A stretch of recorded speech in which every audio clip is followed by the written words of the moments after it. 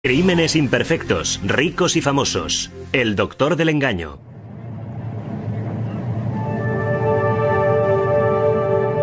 En 1985, el doctor Robert Beerenbaum, de 30 años, y su esposa Gail, de 29, son en apariencia la pareja perfecta de Manhattan.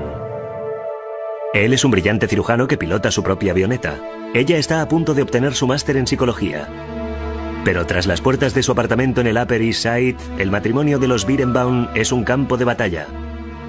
Robert Beerenbaum una vez asfixió a Gail hasta dejarla inconsciente. Un psiquiatra le advirtió que su vida corría peligro si no le abandonaba. Mañana del domingo 7 de julio de 1985, Gail reúne el valor suficiente para plantar cara a su marido. Lo que yo sospecho es que le dijo a Bob que quería dejarle. Estaba planteándose seriamente solicitar el divorcio.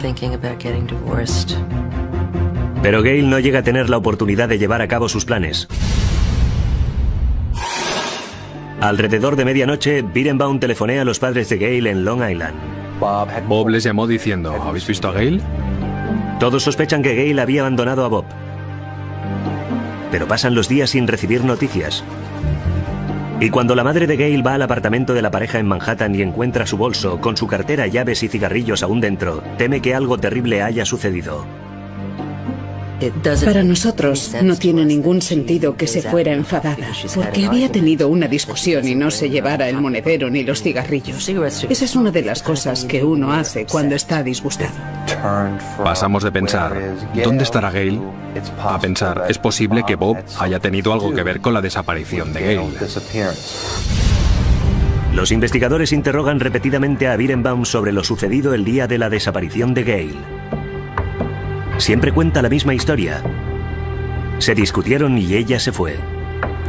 Creo que su actitud y su conducta dicen mucho sobre él. Mi opinión fue que él era la persona con más posibilidades de ser el responsable de su desaparición. Pero no existen pruebas contundentes. Y 2 años después, la desaparición no resuelta de Gail Katz Beerenbaum queda enterrada con los cientos de casos fríos restantes de la ciudad de Nueva York. Sobre el papel, Robert Beerenbaum era el sueño de toda madre hecho realidad. Un médico inteligente, guapo y de buena familia. Hasta pilotaba su propia avioneta. Para los padres de Gail Katz, Bob parecía la clase de hombre que podría dar un giro a la vida de su hija. Gail Katz había nacido en Brooklyn, Nueva York, en 1956. Su padre, Manny, era ejecutivo de publicidad y su madre, Sylvia, ama de casa. La familia se trasladó a North Belmore, Long Island, cuando Gail tenía 9 años y su hermana menor, Elaine, 7. Gail era una alumna de sobresalientes, pero desde una edad muy temprana se vio atormentada por su escasa autoestima. Mi madre siempre echó la culpa a su padre de la inseguridad de mi hermana. Decía que por algún motivo mi padre no la quería o aceptaba lo suficiente. Mi padre era de los que gritaban y abroncaban. Se guardaba muchas de sus emociones, pero cuando salían de verdad. Después de graduarse en el instituto, en 1973 Gail siguió un novio que tenía hasta la Universidad Estatal de Nueva York, en Albany. Pero cuando el romance se acabó, también lo hizo su interés por la universidad. Siempre tuvo relaciones muy intensas con los chicos.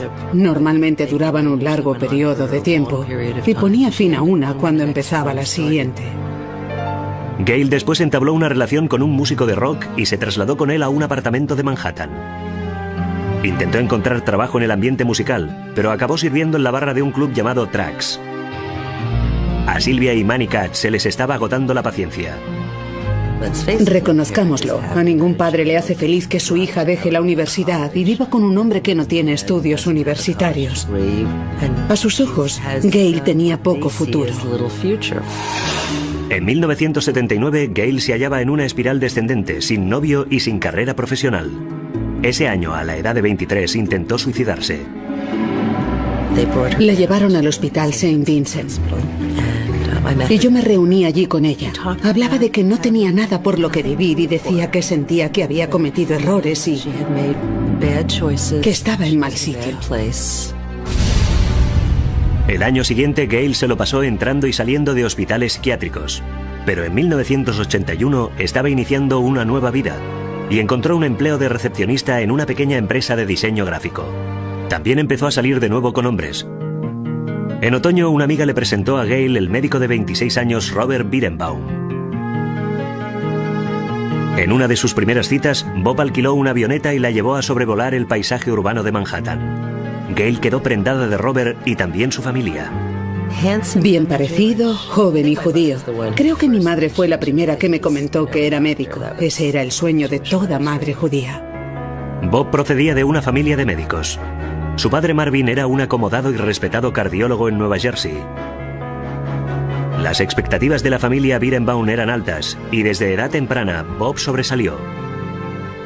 Era probablemente el chico más inteligente de la escuela. En la enseñanza media, él enseñaba cálculo al profesor de matemáticas cuando estudiábamos álgebra.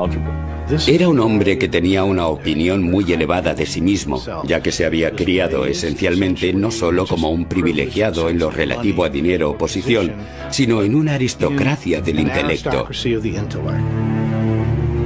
Gail y Bob tuvieron un vertiginoso romance, y en la primavera de 1982 ya estaban organizando su boda. Sin embargo, pronto empezaron a aparecer fisuras en la perfecta fachada de los Birenbaum. Bob empezó a mostrarse crítico y controlador con su prometida. La ropa que se ponía, cómo llevaba el pelo, dónde trabajaba, cómo hablaba. No había nada acertado en ella. Y uno de los hábitos de Gail le enfurecía como ningún otro. Bob no quería que Gail fumase, lo odiaba. Ella no tenía por qué fumar. 3 semanas antes de que se oyeran las campanas de boda, se dispararon las campanas de alarma. Gail llamó a su hermana sollozando histérica. Llegó a casa y encontró a Bob en el cuarto de baño, sujetando al gato bajo el agua del inodoro e intentando estrangularlo. Elaine se quedó horrorizada e intentó razonar con Gail. Le dije, suspende esa boda. Estás loca. No te cases con ese hombre. Bob le suplicó que lo perdonara, pero aquello fue como una premonición. Elaine Katz le dijo a su hermana, deshagámonos de Bob y quedémonos con el gato, pero Gail no quiso escuchar. El 29 de agosto de 1982, en una sinagoga del Upper East Side, Gail Katz y Robert Birenbaum intercambiaron sus votos. Incluso el día de su boda, Gail antepuso a Bob y a su familia de clase alta a su propia felicidad. Gail se esforzó muchísimo por ser la nuera perfecta. No le gustaba mucho el vestido de novia de su suegra, pero lo usó. Y eso fue claramente un intento de ganarse el favor de la familia de su marido. Gail estaba decidida a ser la esposa que Bob deseaba que fuera. Después de la boda se matriculó en la escuela universitaria Hunter en Nueva York y pronto la chica que había dejado los estudios empezó a sacar las notas más altas. En enero de 1983 los Birenbaum se mudaron a un lujoso apartamento en la calle 85 Este, deferencia del adinerado padre de Bob.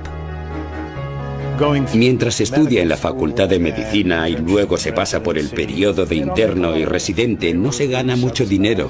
A ellos lo subvencionaban y eso les fue muy útil porque creo que les permitió tener ese periodo de tiempo en el que las cosas fueron bien. Pero la luna de miel de los Birenbaum no duró mucho. Cuando Bob llegaba a casa a rastras, después de esos turnos de 36 horas, no le quedaba mucha energía para su flamante esposa. Él quería relajarse, y relajarse no significaba hablar con Gail. Relajarse significaba pasarse horas delante del ordenador. Ella era infeliz, se sentía ignorada y frustrada. Aquí me tienes, decía, estoy casada y no tengo a nadie con quien hablar. Hasta que una noche Birenbaum llegó a casa temprano y pilló a Gail fumándose un cigarrillo a escondidas en la terraza de su apartamento. Le salió la rabia de dentro, no pudo controlarla. Ella lo describió saltando por encima de los sofás, atravesando la puerta que daba a la terraza y rodeándole el cuello con las manos para estrangularla, empujándola, echándosele encima. Ella está en el suelo, él está encima de ella, la está estrangulando. Ella pierde el conocimiento. Gail acudió a la policía y presentó una denuncia contra Bob e insistió en que fuera a ver un psiquiatra. El doctor Michael Stone se reunió con Bob y Gail los días posteriores al ataque. Aquello iba mucho más allá del típico matrimonio con problemas. Pero el doctor Stone se mostró reacio a tratar al doctor Birenbaum. El doctor Stone le tenía miedo, opinaba que no era tratable. A mí me dijo, es psicopático y a un psicópata no se le puede tratar. El psiquiatra también tenía un diagnóstico para Gail. Él lo llama el síndrome de Carmen, según el cual una mujer de espíritu libre, atractiva y alocada obtiene algo de peligro, de la amenaza, cosa que no sucede con la mayoría de las personas, que de hecho huirían. El Dr. Stone previno a Gail. Quedarse junto a Birenbaum era poner su vida en peligro. Cuando le dije que su vida está en peligro y tiene que renunciar a ese matrimonio, me dijo, en lugar de una mujer, está junto a su marido. Stone emitió otra advertencia para Gail, esta vez en forma de declaración, que le pidió a ella que firmara. Le escribió una carta eximiéndose de responsabilidades si ella se negaba a dejar a Bob. Si no tengo en cuenta esta advertencia, debo aceptar las consecuencias, incluida la posibilidad de perjuicios personales o muerte a manos de mi marido.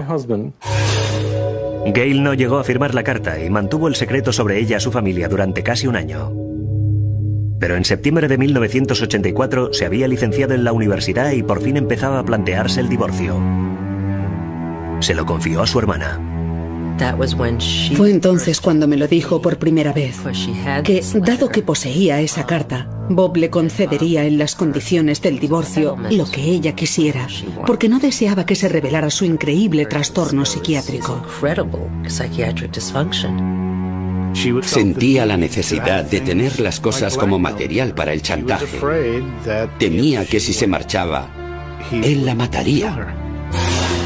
Mientras planeaba estratégicamente su salida, Gail se matriculó para doctorarse en psicología. Pronto empezó a ocultarle otro secreto a Bob. Gail tenía una aventura. Había entablado otra relación. Me llamaba y me hablaba de ella y me decía que era maravillosa. El 4 de julio, Gail estaba preparada para decirle a Bob que quería dejarlo y le planteó sus condiciones. Los fuegos artificiales estaban a punto de empezar. La misteriosa desaparición de Gail Katz Birenbaum en 1985 tuvo a los investigadores desconcertados durante años. Llegaron a la conclusión de que el 6 de julio Gail dijo a su maltratador esposo Bob que quería el divorcio. De hecho, confeccionó una lista de exigencias específicas de lo que quería en cuanto a bienes. Había un plan, había un apartamento. Necesito que me des tanto dinero. A no estar acostumbrado a que se le dictase nada, a Birenbaum lo pilló con la guardia bajada. Gail dijo a Bob que había guardado la denuncia que había presentado a la policía en 1983 cuando intentó estrangularla, así como la carta del psiquiatra advirtiéndola de que él era un riesgo para su vida. Ella pensaba mostrar a todo el mundo la carta que había recibido del Dr. Stone y arruinar su carrera. Los Birenbaum discutieron hasta bien entrada la noche. El domingo por la mañana, Gail y Bob reanudaron su disputa allí donde la habían dejado. Su batalla llegó a ponerse al rojo vivo. El Dr. Birenbaum sabía que ella estaba a punto de dejarle. La cosa se puso explosiva. No podía contener la rabia que llevaba dentro y le salió en forma de explosión. Creo que en su mente saltó un resorte y pensó, ya he dejado de tener el control sobre lo que va a pasar. Y se le cruzaron los cables.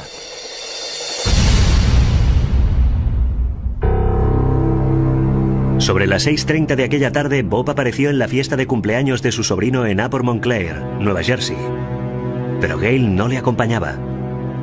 A medianoche regresó a su apartamento y llamó a los padres de Gail en Long Island.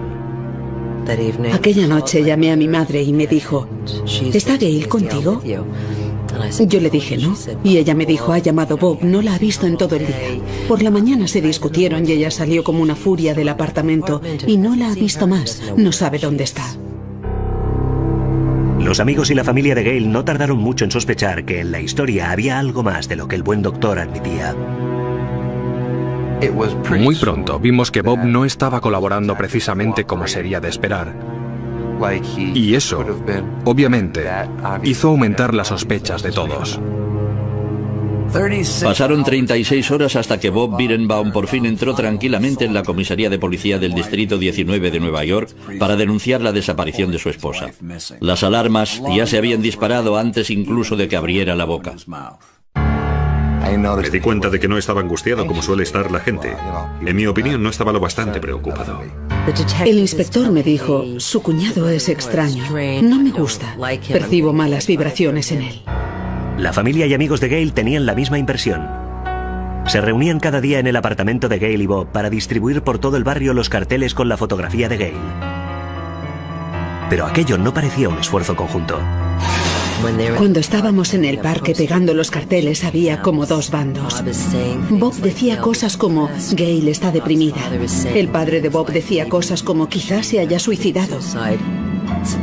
Parecía como si Bob y su familia estuvieran creando una defensa para Bob y no actuando como el que dice, oh Dios mío, ¿dónde está mi mujer?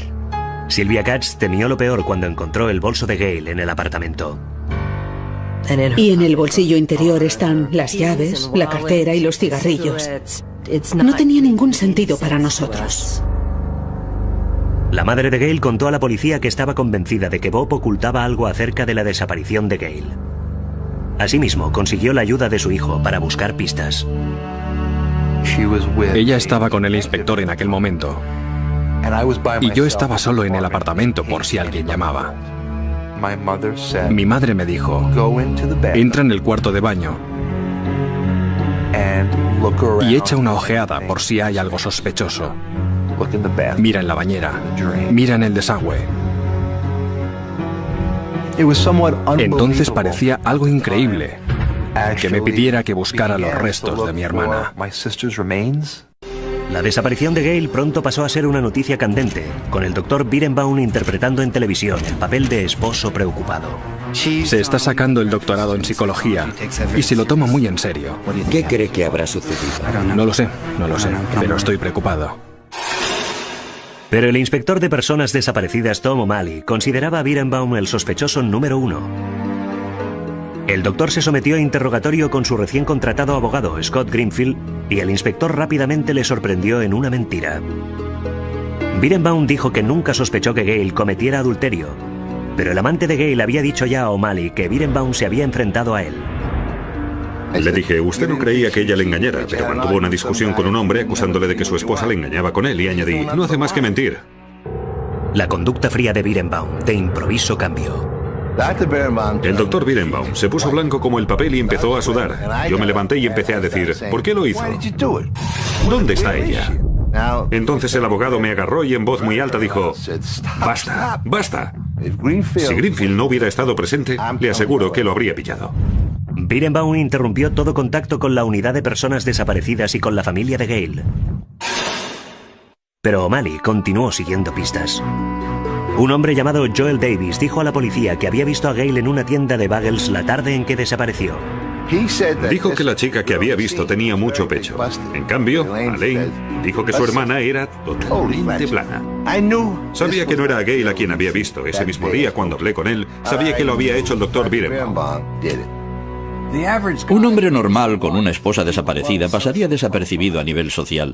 El doctor Bob no. Pasó sus fines de semana estivales en los Hamptons de fiesta como un soltero y en el trabajo explotaba el aspecto de la lástima sacándole el máximo partido. Ese hombre no tenía vergüenza.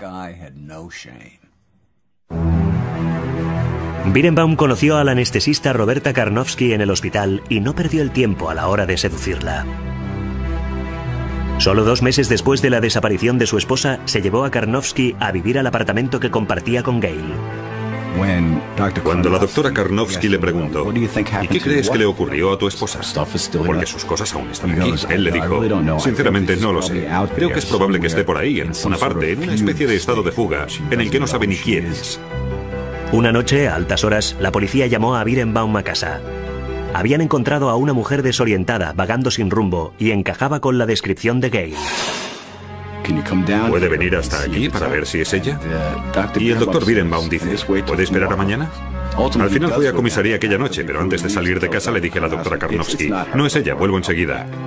Lo que experimenta es la escalofriante sensación de que él sabía que no podía ser ella. Dios mío, sabe que está muerta. La doctora Karnofsky decidió investigar un poco por su cuenta y descubrió el registro de vuelos de Bob. En él buscó una anotación fechada el 7 de julio de 1985, el día en que Gail desapareció. Roberta esperaba que sus sospechas se disiparan, pero en cambio se intensificaron. Vio que Bob había volado aquel día y había intentado ocultarlo. Estaba claro que había alterado el registro para indicar que había volado el 7 de agosto en lugar del 7 de julio. Roberta estaba llegando a una espeluznante deducción de lo que le había sucedido a Gail. Una noche durante la cena tuvo la audacia de exponer a Bob su teoría. Le dijo, creo que mataste a tu esposa. Que la cortaste a pedazos. Que la llevaste a tu avioneta. Y que después la arrojaste desde el aire. Él no dijo, ¿de qué estás hablando? Ni lo negó. Se limitó a bajar la cabeza. Karnofsky no acudió a la policía con su teoría, pero rompió con Bob y se fue del apartamento poco después. Entretanto, Elaine Katz había montado una campaña para que se abriera una investigación criminal sobre la desaparición de Gail. Instó a todos los que conocían a la pareja a que se implicaran. Envié un centenar de cartas a todas las personas del edificio de Bob y Gail. Envié 400 cartas a todos los médicos con los que Bob había trabajado en los 3 hospitales. Seguramente, no había nada que Elaine deseara con más vehemencia que ver a Bob condenado por asesinato. Por fin los Katz consiguieron reunirse con el equipo del fiscal del distrito. Más de un año después de la desaparición de Gail, el fiscal del distrito abrió una investigación criminal. Cuando el investigador jefe del fiscal del distrito, Andy Rosenzweig, supo que Bob era piloto, se dispuso a peinar los aeropuertos locales. Descubrió lo que andaba buscando en un pequeño campo de aviación de Caldwell, Nueva Jersey. Descubrimos enseguida que Bob Birenbaum había alquilado una avioneta el día de la desaparición de su esposa. Rosenzweig había pillado a Birenbaum en una mentira por omisión. Nunca dijo a la policía que aquel día había estado en el aire de las 4:30 a las 6:30. La alarma que se disparó fue la que indicaba que había matado a su mujer y había usado la avioneta como vehículo para su desaparición y que pudo haberse deshecho de ella de esa manera. Los investigadores localizaron la avioneta que Bob había pilotado y llevaron a cabo un registro forense. Pero la Cessna estaba limpia. Ni la más mínima prueba que demostrara que Gail había estado allí. Sin pruebas contundentes, la investigación volvió de nuevo a interrumpirse. Siempre he lamentado que nunca consiguiéramos llegar a ninguna conclusión ni llegar a resolver el caso, y eso lo he llevado siempre conmigo. Debió de resultar muy angustioso para la familia. Su hija desaparecida y el marido dando vueltas por la ciudad y la policía sin poder hacer absolutamente nada al respecto. Parecía que el brillante cirujano había sido el más listo de todos. Justo cuando parecía que la desaparición de Gail Katz Birenbaum jamás llegaría a resolverse, un torso femenino fue arrastrado por el mar a las orillas de Staten Island en 1989. El cuerpo había sido desmembrado quirúrgicamente. Una radiografía reveló una fractura en uno de los huesos del torso, idéntica a una antigua lesión de Gail. 4 años después de su desaparición, los Katz pudieron por fin enterrar a su hermana. Es un alivio enorme saber que es ella, aunque descubres que está muerta y que nunca va a volver. Pero descansa en paz, sabes dónde está. Puedes visitar su tumba. Tuvimos la prueba de que estaba muerta, de que fue asesinada. Y teníamos la esperanza de que eso pudiera contribuir a llevar a Bob ante la justicia. Pero no fue así. Aunque el informe de la autopsia clasificó la muerte como homicidio, nada implicaba a Birenbaum en el asesinato. Robert Birenbaum era un hombre libre, pero los medios y la campaña de envío de misivas de Elaine Katz con el tiempo convirtieron a Nueva York en una cárcel para él. Bob tenía 2 opciones: permanecer en la ciudad bajo una nube de sospecha o huir a un lugar donde nadie conociera su nombre. En 1990, Birenbaum se trasladó a Las Vegas. Entró en una consulta de cirugía plástica y no tardó nada en empezar a perseguir a las damas. Juega con la ventaja de que es un médico joven, soltero y viudo. En enero de 1995, Birenbaum concertó una cita a ciegas con una mujer llamada Carol Fisher. Su sentido del humor directo resultó ser demasiado arriesgado. Tenía curiosidad por su pasado y le pregunté, ¿arrastras algún bagaje de tu pasado? Le pregunté si había estado casado y se mostró vacilante a la hora de responder a esa pregunta. Por eso, a mi manera sarcástica y jocosa, le pregunté, a ver, ¿qué hiciste? ¿Mataste a tu mujer? Se quedó blanco cuando le hice esa pregunta. Estaba pasmado. Yo, lógicamente, también me quedé pasmada ante su respuesta. Claramente estaba incómodo y en ese momento mostró suspicacia hacia lo que yo sabía. No paraba de preguntarme, ¿qué sabes? A pesar de la reacción de Beerenbaum, Fisher salió con él 6 meses, pero al final los dos lo dejaron correr. Me di cuenta claramente de que aquel hombre tenía profundos problemas emocionales. No se correspondían con la fachada que yo había visto en él y con lo que yo quería creer que era Bob. Bob pasó página rápidamente. Buscaba una esposa y en cuestión de meses la encontró. Era Janet Chollet, una ginecóloga de 33 años. Pero Beerenbaum no podía obtener una licencia de matrimonio sin el certificado de defunción de Gail. Y cuando llegó en el correo, Janet fue la primera que lo vio. Decía homicidio. Ella se pone de los nervios y pretende romper la relación. Él empieza entonces a hablarle del dolor de ser un hombre del que se sospecha injustamente. Bob convenció a Janet de que él no había sido el responsable de la muerte de Gail. Se casaron menos de 6 meses después de conocerse y pronto se trasladaron de Las Vegas a Minot, en Dakota del Norte. Minot necesitaba un cirujano plástico y Bob necesitaba una nueva ciudad.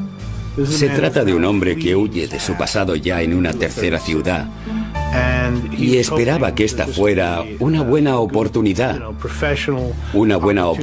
profesional y la posibilidad de comenzar de nuevo. En Minot, Beerenbaum y Janet compraron un apartamento de lujo y encontraron trabajo en el hospital local. Bob también entró a formar parte de los Doctores Voladores de la Misericordia, un grupo de médicos pilotos que volaban a México y proporcionaban ayuda médica a los niños pobres. Bob practica operaciones mágicas en México a esos niños que tienen el paladar hendido y otras cosas. Iban hasta allí y lo hacían gratis. Era un hombre muy complicado. Quizá había en él un sentimiento de culpa predominante por las cosas que había hecho. En 1997 parecía que Beerenbaum por fin se había deshecho de sus demonios y de su pasado. Mientras, en Nueva York, el inspector jefe Andy Rosenzweig estaba a punto de jubilarse. Pero había un caso no resuelto que llevaba más de 10 años atormentándole. Me inquietaba que estuviera libre y que nunca hubiéramos tenido la oportunidad de llevarle ante la justicia.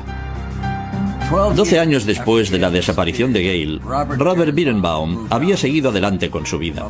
Mientras, en Nueva York, los Cats seguían viviendo en la angustia. Rosenzweig sabía que no tenía gran cosa en que basarse, pero por el bien de la familia decidió hacer una última revisión del caso de asesinato. El 3 de diciembre de 1997, el inspector Andy Rosenzweig llamó a Elaine Katz y le dijo que iba a reabrir la investigación sobre la muerte de su hermana Gail. Me quedé atónita. Andy intuía que sabíamos quién lo había hecho y no podíamos atraparle. El informe de la autopsia de Gail reforzó la convicción de Rosenzweig de que Beerenbaum era su asesino. Recuerdo los términos del informe. Decía que las extremidades habían sido desarticuladas quirúrgicamente. Una vez más, el doctor Beerenbaum era cirujano plástico, de modo que al leer ese lenguaje, mentalmente vi otro punto más a favor. Rosenzweig tenía que confirmar primero que esos eran los restos de Gail. Pidió permiso a su familia para exhumar el cuerpo. Sin tener la seguridad de que íbamos a poder conseguir una condena, no me interesaba. Y aún más que eso, no quería que mi hermana Elaine tuviera que pasar una vez más por todo aquello. Tenía esa sensación de que había encontrado a mi hermana. La tenía en algún lugar. Estaba allí descansando en paz y no quería que nadie la molestase. Elaine y Steven se debatieron a la hora de tomar una decisión y al final dieron luz verde. Los Cats se quedaron atónitos ante los resultados del test. Desgraciadamente, descubrimos que el torso efectivamente no era de Gail. Estaba furiosa. Estaba muy enfadada con ellos por haberme arrebatado lo único que había tenido sobre la muerte de mi hermana, que me había dado un poco de paz. Y recuerdo que les dije que ya que habían hecho eso, más les valía procesar a Bob.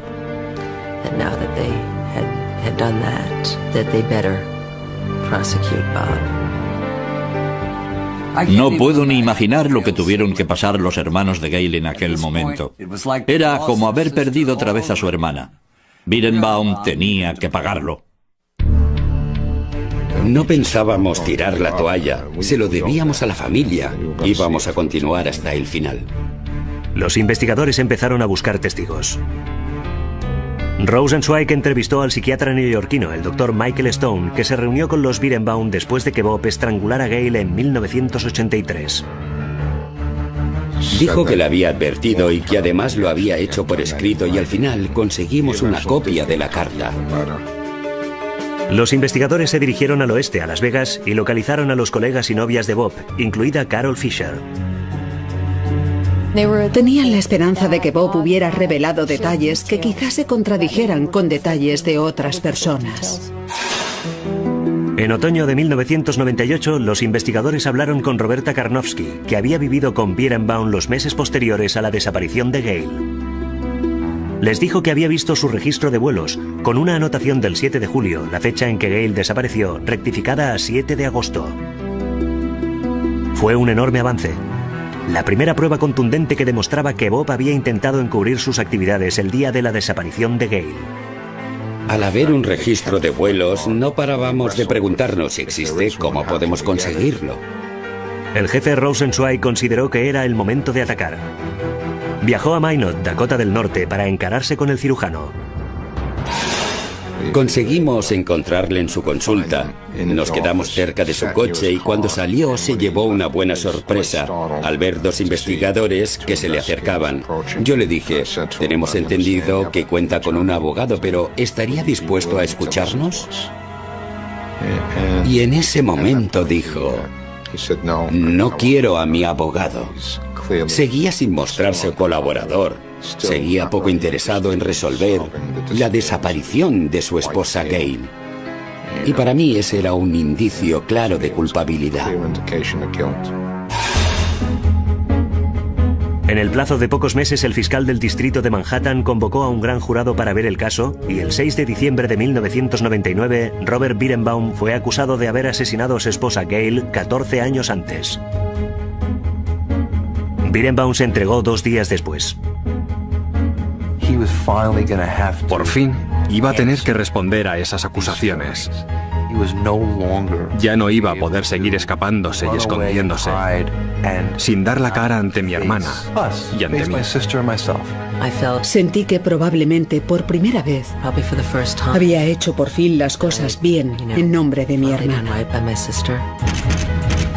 La prensa hizo su agosto con la historia del Doctor de la Muerte, y tenían sus cámaras preparadas cuando Birenbaum y Elaine Katz se vieron finalmente las caras durante las prolongadas vistas preliminares. Le miré a la cara y le dije, dime que no mataste a mi hermana. Bob, ¿por qué no le dices al público que eres inocente? ¿Por qué no me dices a mí que no mataste a mi hermana? Llevo 15 años esperando que me digas que no mataste a mi hermana. Su abogado se lo llevó corriendo a un ascensor y se fueron. El 18 de septiembre de 2000 comenzó la selección del jurado. En el plazo de 2 semanas, Robert Birenbaum finalmente sería juzgado por asesinato. El equipo del fiscal del distrito tenía un trabajo hecho a la medida. Contaban con una montaña de pruebas circunstanciales, pero ni pruebas forenses ni testigos oculares. Ni siquiera tenían un cuerpo.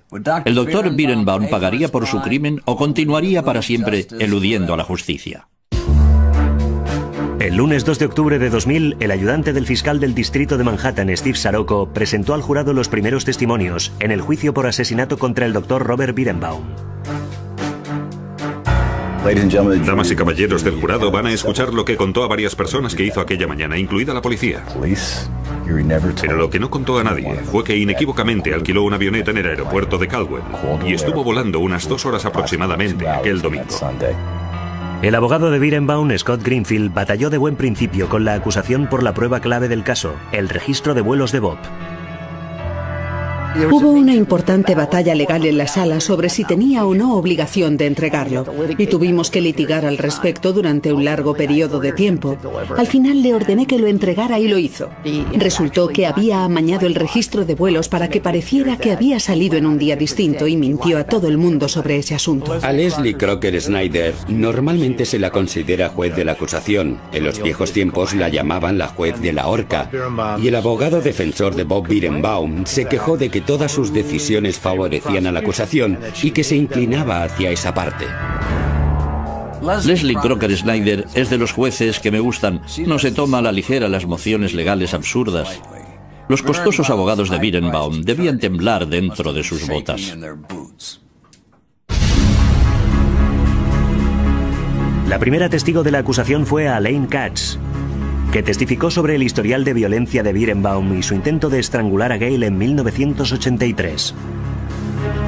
Me sentí maravillosamente al poder contar públicamente todas las cosas terribles que Bob le hizo a Gail. Y no solo al público, sino a Bob. El examinador médico describió después con qué facilidad un cirujano como Beerenbaum podía desmembrar un cuerpo. Testificó que un cirujano lo haría como cualquier persona, cortaría en pedazos un pollo.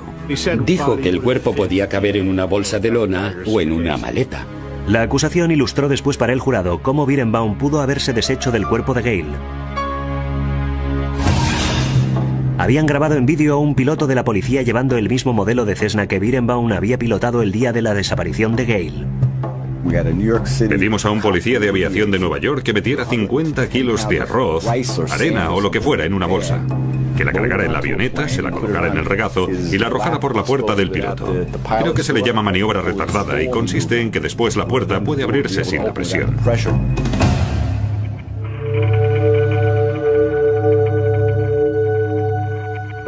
Fue una reconstrucción en vídeo increíblemente convincente, dramática y apropiada de cómo el acusado había cometido el asesinato. Creo que probablemente ayudó a la acusación. Aún más contundentes fueron los testimonios de las antiguas novias de Beerenbaum. Roberta Karnowski relató el extraño comportamiento de Bob cuando la policía le llamó en plena noche diciéndole que habían encontrado a Gail. Roberta explicó que le dijo: tengo que irme de aquí, tu mujer va a volver a casa. Y Bob le dijo tranquilamente: no tienes que ir a ninguna parte, no va a ser ella. ¿Cómo sabes que no es ella? Salvo que sepas exactamente por qué no es ella. Después, Carol Fisher subió al estrado de los testigos. Miré a Bob y Bob me miró a mí. Y fue muy incómodo para mí, muy intimidante. Noté que me estaba diciendo: no seas muy dura, Carol. Yo no hice esto y estoy en una mala situación. Fisher presentó un relato de su primera cita y de la reacción paranoica de Beerenbaum ante su broma de que había asesinado a su mujer. Se quedó atónito pensando cómo lo sabía, por qué había dicho eso. Me consta que ese era el testimonio que necesitaban oír. Cuando la acusación descansó, la defensa sorprendió a todo el mundo llamando a un único testigo. Joel Davis testificó ante el jurado que había visto a Gail en una tienda de bagels la tarde en que desapareció, contradiciendo las pruebas de la acusación. Habíamos expuesto una teoría, que ella había muerto en el apartamento. Si se tragan que Joel Davis es creíble y fidedigno, el caso ha terminado. Sencillamente estaremos perdidos. Saroko tenía que demostrar al jurado que la mujer que Joel Davis había visto no podía haber sido Gail. Si no lo lograba, Bob quedaría libre. Él la describía como voluptuosa, y de hecho Gail tenía el pecho plano. Tenía una foto suya, tomada poco antes de su muerte, en bañador. Quedaba patente el poco pecho que tenía. Eso arrojó serias dudas sobre la veracidad de su único testigo. Saroko hizo trizas el testimonio de Davis durante el interrogatorio y destruyó su credibilidad. Lo enganchó como un pez y tiró del sedal. Todo el caso de la defensa dependía de aquel hombre y sencillamente se derritió allí, sobre el estrado. Los alegatos finales fueron presentados el 23 de octubre. Después, todo dependía de los miembros del jurado. Alcanzaron un veredicto tras un solo día de deliberaciones. Steven y Elaine Katz salen del Palacio de Justicia aún conmovidos por la emoción del veredicto de esta tarde.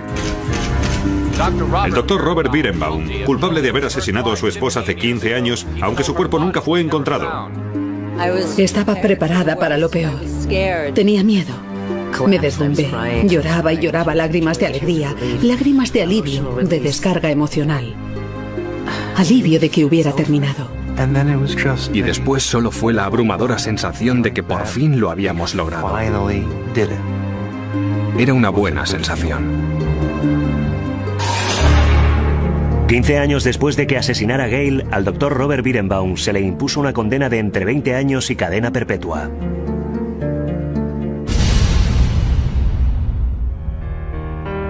Hoy, Elaine Katz es abogada de las víctimas de violencia doméstica. Trabaja en el Centro de Justicia para las Mujeres de la Facultad de Derecho de la Universidad Pace, en Nueva York. Son una organización de apoyo a la comunidad legal local. El dinero que reunimos va a parar a los programas en los que verdaderamente creemos. No solo están salvando a las mujeres hoy, sino que habrían podido salvar a mi hermana. Quiero transmitir este mensaje. No vais a quedar impunes, incluso en este caso en el que nadie creía que se le iba a condenar. Años después, sin pruebas forenses, sin cuerpo, quise dar un mensaje a los maltratadores y dar un mensaje a las víctimas.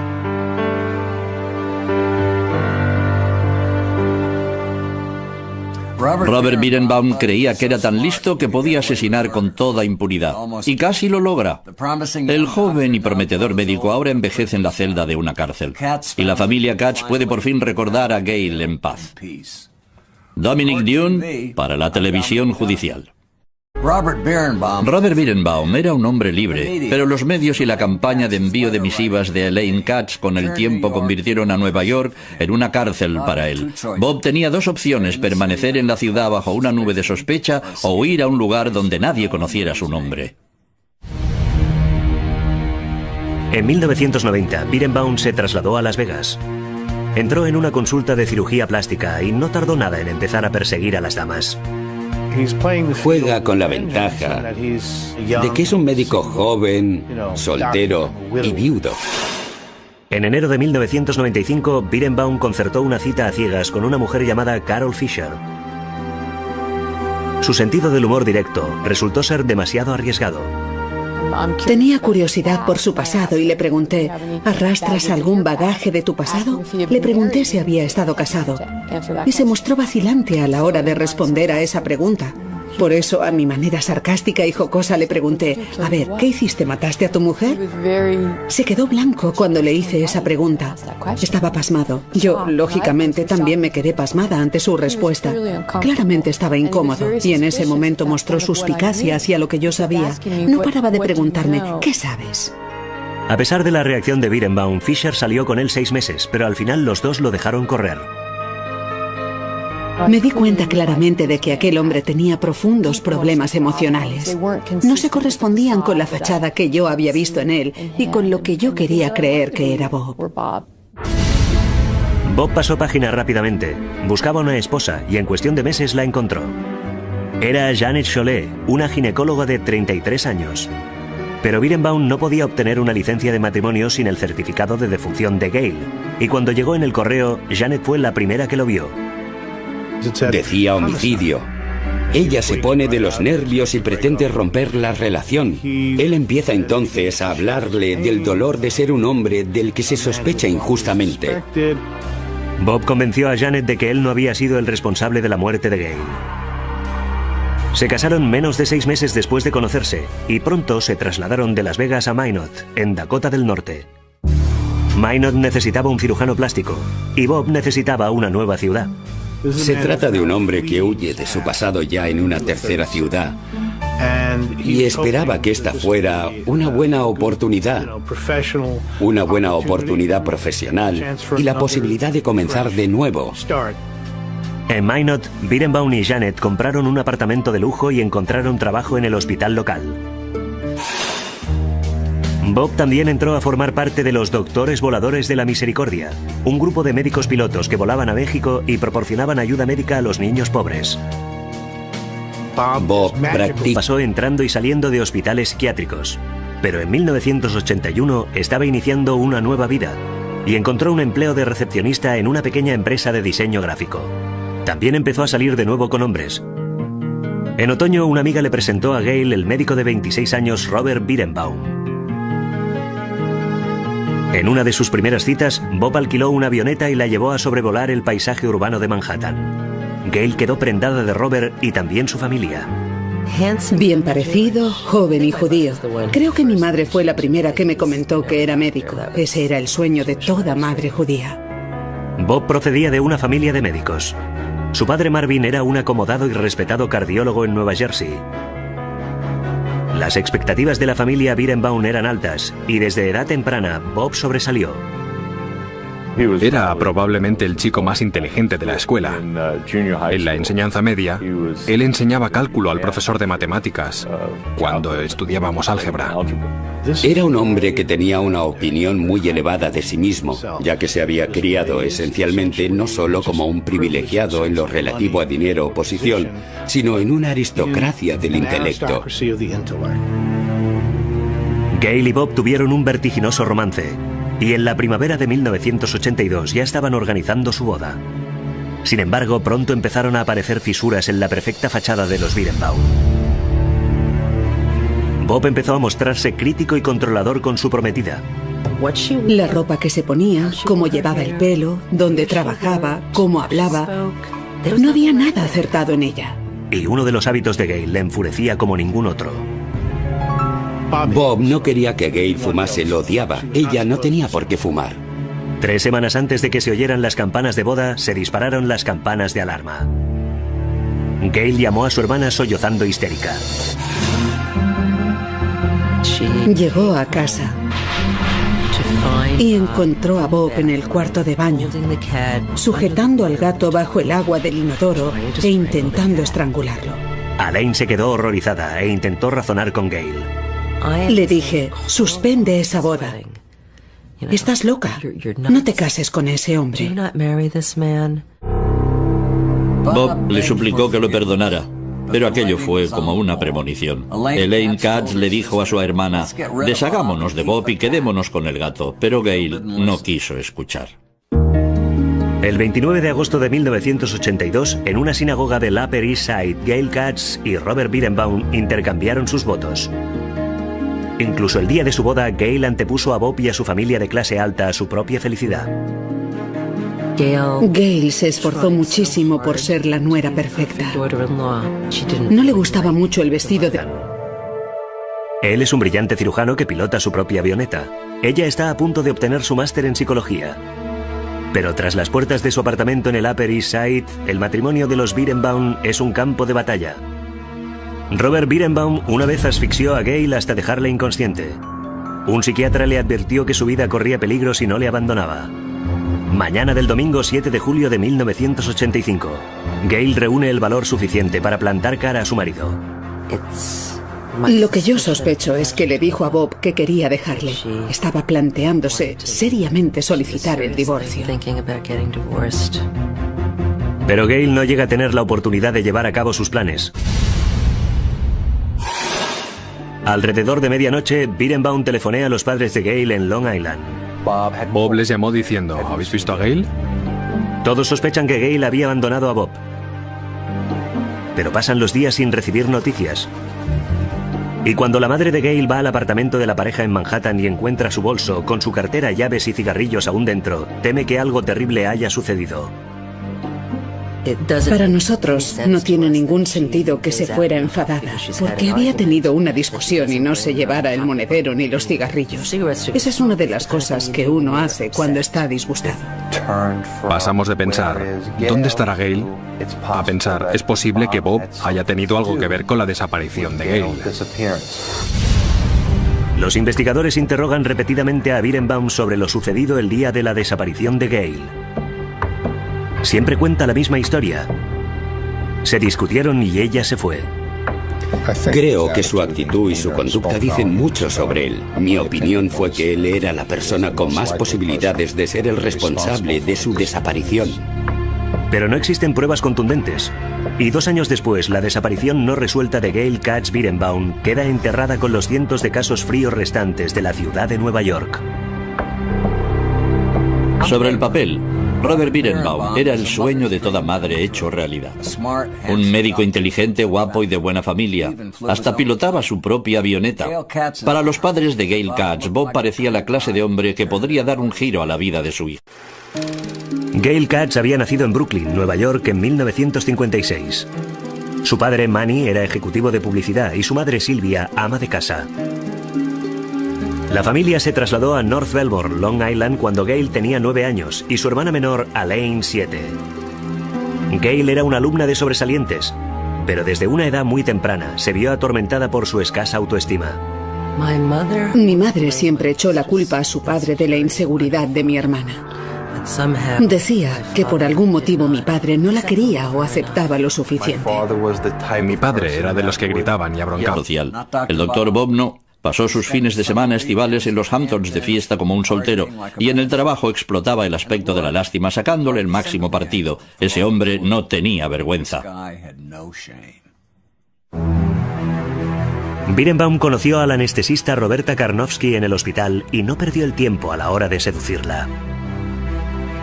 Solo 2 meses después de la desaparición de su esposa, se llevó a Karnofsky a vivir al apartamento que compartía con Gail. Cuando la doctora Karnofsky le preguntó, ¿y qué crees que le ocurrió a tu esposa? Porque sus cosas aún están aquí. Él le dijo, sinceramente no lo sé. Creo que es probable que esté por ahí, en una parte, en una especie de estado de fuga, en el que no sabe ni quién es. Una noche, a altas horas, la policía llamó a Birenbaum a casa. Habían encontrado a una mujer desorientada, vagando sin rumbo, y encajaba con la descripción de Gail. ¿Puede venir hasta aquí para ver si es ella? Y el doctor Birenbaum dice, ¿puede esperar a mañana? Al final fui a comisaría aquella noche, pero antes de salir de casa le dije a la doctora Karnofsky, no es ella, vuelvo enseguida. Lo que experimenta es la escalofriante sensación de que él sabía que no podía ser ella. Dios mío, sabe que está muerta. La doctora Karnofsky decidió investigar un poco por su cuenta y descubrió el registro de vuelos de Bob. En él buscó una anotación fechada el 7 de julio de 1985, el día en que Gail desapareció. Roberta esperaba que sus sospechas se disiparan, pero en cambio se intensificaron. Vio que Bob había volado aquel día y había intentado ocultarlo. Estaba claro que había alterado el registro para indicar que había volado el 7 de agosto en lugar del 7 de julio. Roberta estaba llegando a una espeluznante deducción de lo que le había sucedido a Gail. Una noche durante la cena tuvo la audacia de exponer a Bob su teoría. Le dijo, creo que mataste a tu esposa. Que la cortaste a pedazos. Que la llevaste a tu avioneta. Y que después la arrojaste desde el aire. Él no dijo, ¿de qué estás hablando? Ni lo negó. Se limitó a bajar la cabeza. Karnofsky no acudió a la policía con su teoría, pero rompió con Bob y se fue del apartamento poco después. Entretanto, Elaine Katz había montado una campaña para que se abriera una investigación criminal sobre la desaparición de Gail. Instó a todos los que conocían a la pareja a que se implicaran. Envié un centenar de cartas a todas las personas del edificio de Bob y Gail. Envié 400 cartas a todos los médicos con los que Bob había trabajado en los 3 hospitales. Seguramente, no había nada que Elaine deseara con más vehemencia que ver a Bob condenado por asesinato. Por fin los Katz consiguieron reunirse con el equipo del fiscal del distrito. Más de un año uní allí con ella. Hablaba de que no tenía nada por lo que vivir y decía que sentía que había cometido errores y que estaba en mal sitio. El año siguiente, Gail se lo pasó entrando y saliendo de hospitales psiquiátricos. Pero en 1981 estaba iniciando una nueva vida y encontró un empleo de recepcionista en una pequeña empresa de diseño gráfico. También empezó a salir de nuevo con hombres. En otoño, una amiga le presentó a Gail el médico de 26 años Robert Birenbaum. En una de sus primeras citas, Bob alquiló una avioneta y la llevó a sobrevolar el paisaje urbano de Manhattan. Gail quedó prendada de Robert y también su familia. Bien parecido, joven y judío. Creo que mi madre fue la primera que me comentó que era médico. Ese era el sueño de toda madre judía. Bob procedía de una familia de médicos. Su padre Marvin era un acomodado y respetado cardiólogo en Nueva Jersey. Las expectativas de la familia Birenbaum eran altas y desde edad temprana Bob sobresalió. Era probablemente el chico más inteligente de la escuela. En la enseñanza media, él enseñaba cálculo al profesor de matemáticas cuando estudiábamos álgebra. Era un hombre que tenía una opinión muy elevada de sí mismo, ya que se había criado esencialmente no solo como un privilegiado en lo relativo a dinero o posición, sino en una aristocracia del intelecto.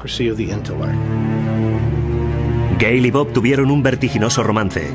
Y en la primavera de 1982 ya estaban organizando su boda. Sin embargo, pronto empezaron a aparecer fisuras en la perfecta fachada de los Birenbaum. Bob empezó a mostrarse crítico y controlador con su prometida. La ropa que se ponía, cómo llevaba el pelo, dónde trabajaba, cómo hablaba. No había nada acertado en ella. Y uno de los hábitos de Gail le enfurecía como ningún otro. Bob no quería que Gail fumase, lo odiaba. Ella no tenía por qué fumar.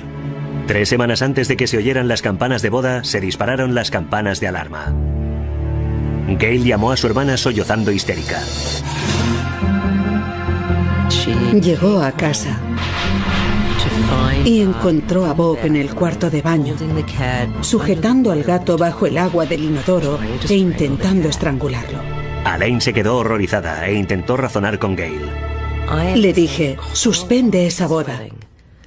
Estás loca. No te cases con ese hombre.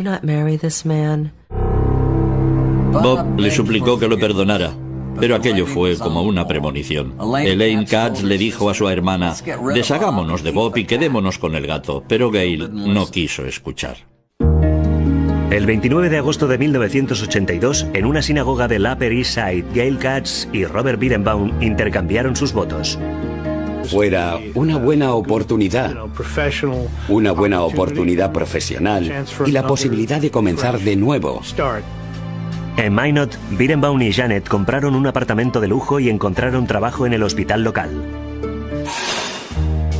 Bob también entró a formar parte de los Doctores Voladores de la Misericordia, un grupo de médicos pilotos que volaban a México y proporcionaban ayuda médica a los niños pobres. Bob practica operaciones mágicas en México a esos niños que tienen el paladar hendido y otras cosas. Iban hasta allí y lo hacían gratis. Era un hombre muy complicado. Quizá había en él un sentimiento de culpa predominante por las cosas que había hecho. En 1997 parecía que Birenbaum por fin se había deshecho de sus demonios y de su pasado. Mientras, en Nueva York, el inspector jefe Andy Rosenzweig estaba a punto de jubilarse. Pero había un caso no resuelto que llevaba más de 10 años atormentándole.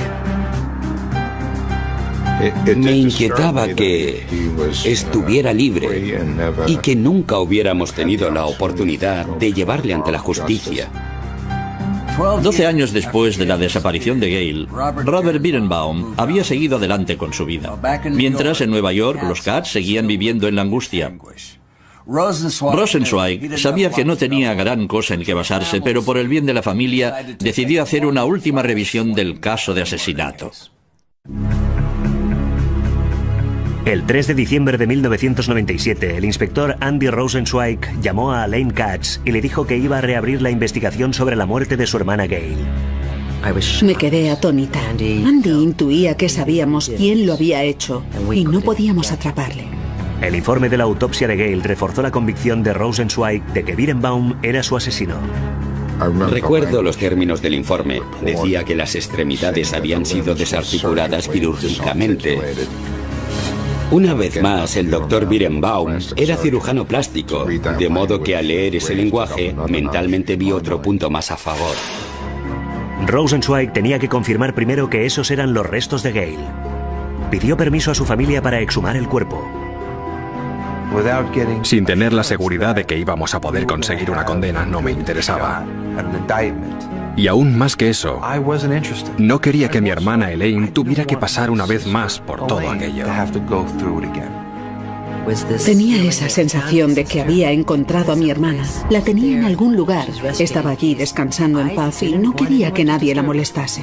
Alain y Steven se debatieron a la hora de tomar una decisión y al final dieron luz verde. Los Cats se quedaron atónitos ante los resultados del test. Desgraciadamente descubrimos que el torso efectivamente no era de Gail. Quien contratado abogado, Scott Greenfield, y el inspector rápidamente le sorprendió en una mentira.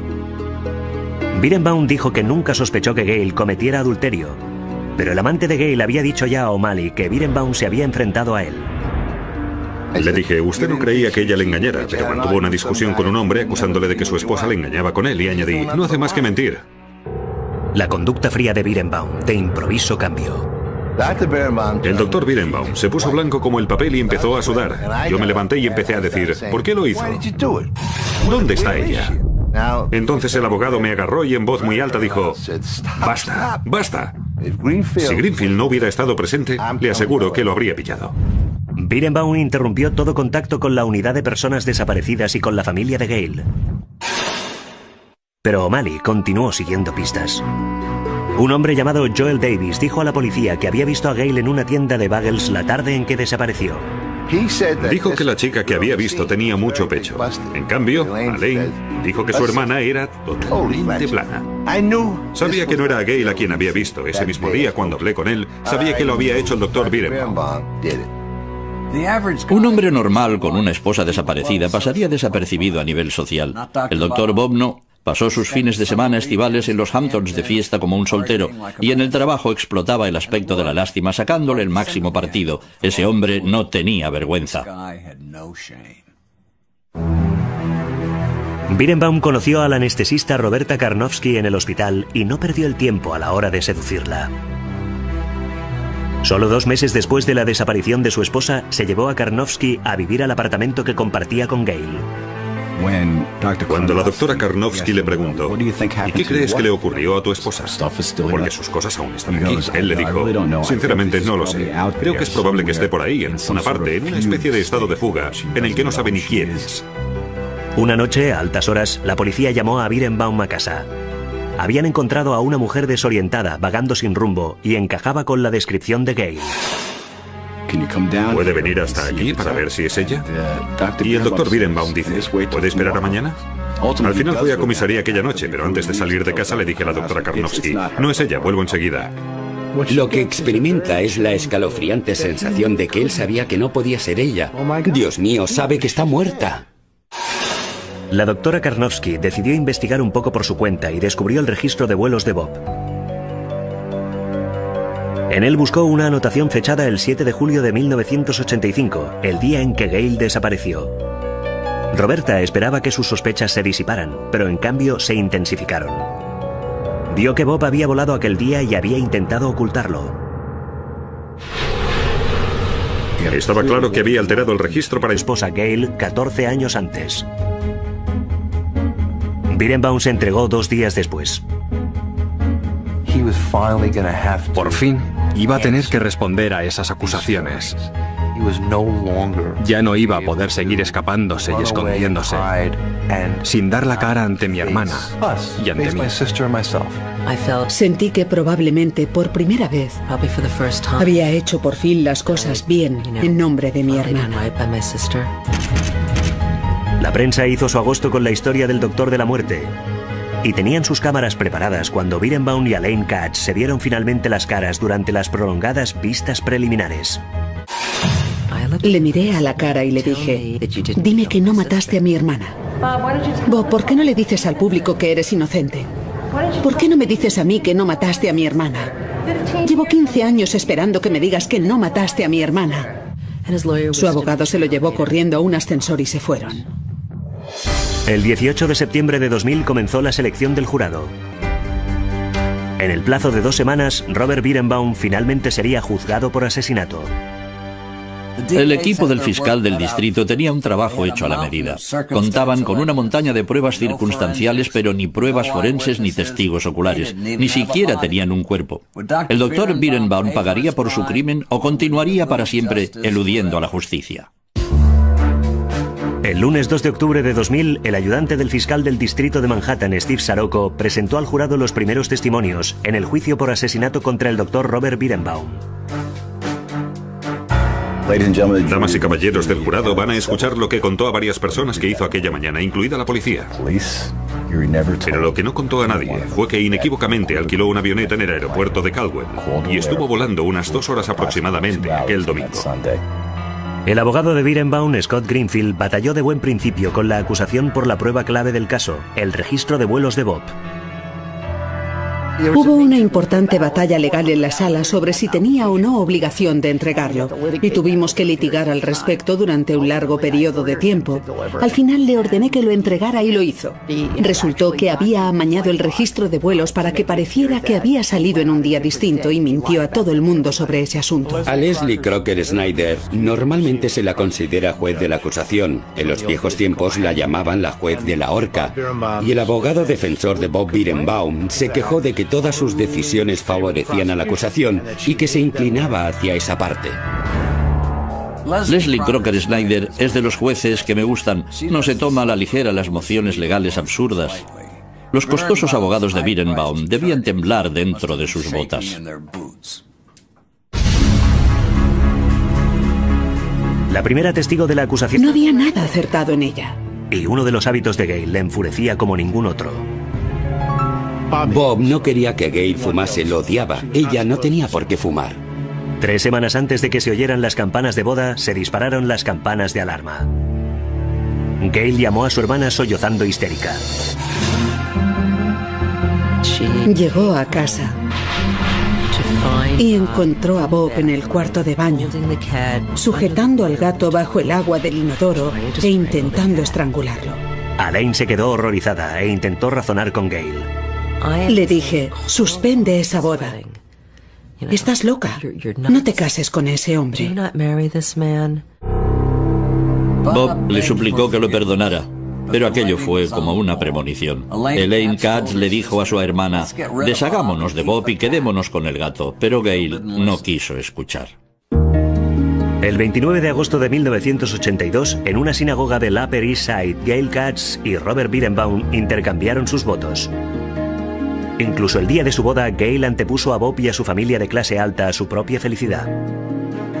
Gail se esforzó muchísimo por ser la nuera perfecta.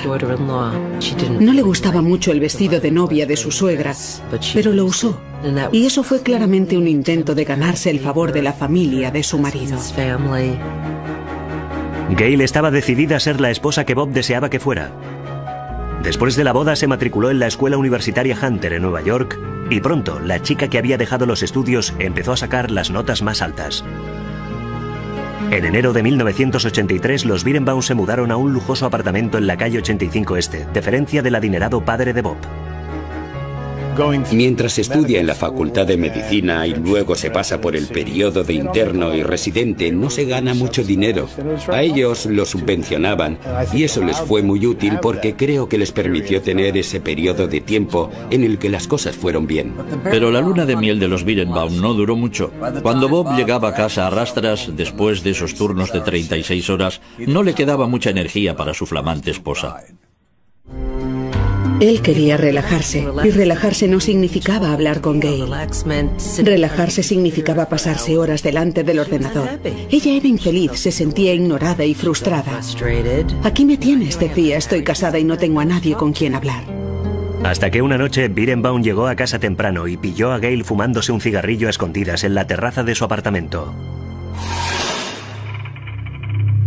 Le salió la rabia de dentro, no pudo controlarla.